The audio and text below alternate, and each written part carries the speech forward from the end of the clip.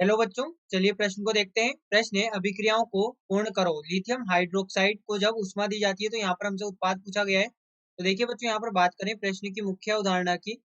मुख्य अवधारणा, तो देखिए बच्चों, यहाँ पर जो एक परमाणुक आयन होते हैं, एक परमाणुक आयन, उनके लिए बच्चों यहाँ पर जो तापीय स्थायित्व होता है, तापीय स्थायित्व, वो यहाँ पर हम गणना करते हैं। तापीय स्थायित्व की जो गणना हम करते हैं वो यहाँ पर एक परमाणु का आयन की जब बात करते हैं तो यहाँ पर जालक ऊर्जा से करते हैं। तो तापीय स्थायित्व समानुपाती होता है जालक ऊर्जा के।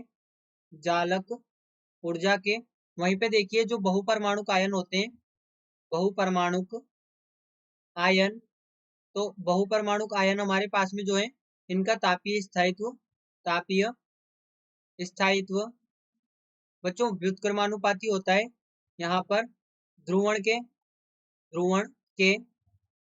अब बच्चों यदि हम यहाँ पर ध्यान दें तो हमें जो यहाँ पर OH माइनस दिया गया है, लिथियम हाइड्रोक्साइड दिया गया है। अब लिथियम हाइड्रोक्साइड क्या होता है? लिथियम में यहाँ पर दो आयन है, एक तो लिथियम प्लस और एक साथ में OH माइनस, ये दो आयन यहाँ पर उपस्थित है। तो OH माइनस को हम देख सकते हैं, ये हमारे पास में बहुपरमाणुक आयन होगा। दो परमाणु उपस्थित है इसमें, हाइड्रोजन और ऑक्सीजन। तो ये हमारे पास में बहुपरमाणुक आयन है। एक से अधिक परमाणु वाले जो आयन होते हैं उनको बहुपरमाणुक आयन यहाँ पर हम कह सकते हैं। तो देखिए ये बहुपरमाणुक आयन है, तो इसका जो तापीय स्थायित्व होगा वो निर्भर करेगा ध्रुवण पर, यानी ध्रुवण के व्युत्क्रमानुपाती होगा। तो बच्चों यहाँ पर देखें, हम इसे इस प्रकार से समझे कि जो हमारे पास में लिथियम हाइड्रोक्साइड है, अब पहले पोलराइजेशन यानी ध्रुवण को देखें तो ध्रुवण क्या होता है कि ध्रुवण यहाँ पर समानुपाती होता है ऋणायन आकार के और व्युत्क्रमानुपाती होता है धनायन आकार के। धनायन आकार के ये व्युत्क्रमानुपाती है और ये समानुपाती है ऋणायन आकार के, ऋणायन आकार। तो देखिए यहाँ पर जैसा कि हमें दिया गया है लिथियम हाइड्रोक्साइड। अब बच्चों यहाँ पर ध्यान दें, यदि हम यहाँ पर कंसीडर करें लिथियम जो हमारे पास में समूह फर्स्ट में होता है, इसके बाद में लिथियम के बाद हमारे पास में सोडियम हाइड्रोक्साइड भी होता है, इसी प्रकार से पोटेशियम हाइड्रोक्साइड भी होता है, इसी प्रकार से रुबिडियम हाइड्रोक्साइड भी होता है।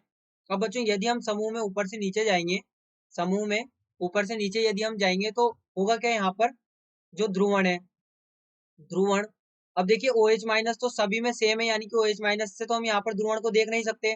हम देखेंगे यहाँ पर प्लस वाले आयन से, यानी कि देखिए lithium plus, sodium plus, potassium plus, rubidium plus से।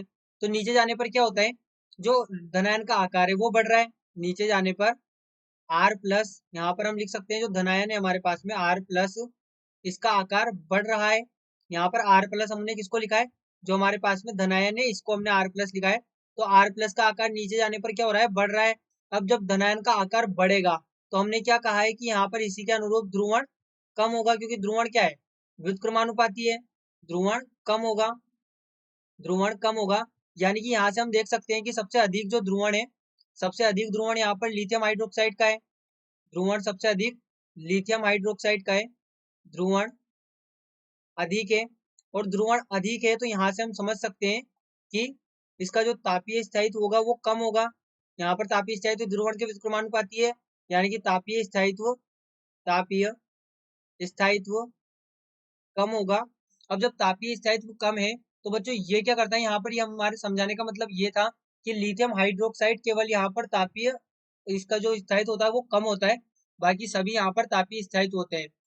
तो हम लिथियम हाइड्रोक्साइड की बात करें कि जब लिथियम हाइड्रोक्साइड को यहाँ पर गर्म किया जाएगा, इसको जब गर्म करेंगे तो ये एक तो ऑक्साइड बनाएगा, एक तो ये ऑक्साइड बनाएगा और साथ में यहाँ पर ये जल का निष्कासन करेगा।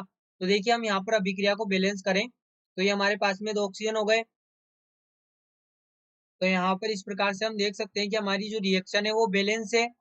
अब हम यहाँ पर बात करें तो हमें क्या उत्पाद प्राप्त हुए, उत्पाद हमें प्राप्त हुए तो लिथियम ऑक्साइड, लिथियम, यहाँ पर इसे लिखें, ये हमें प्राप्त हुआ lithium oxide, lithium oxide, oxide, और दूसरा यहाँ पर हमें जल का अणु प्राप्त हुआ।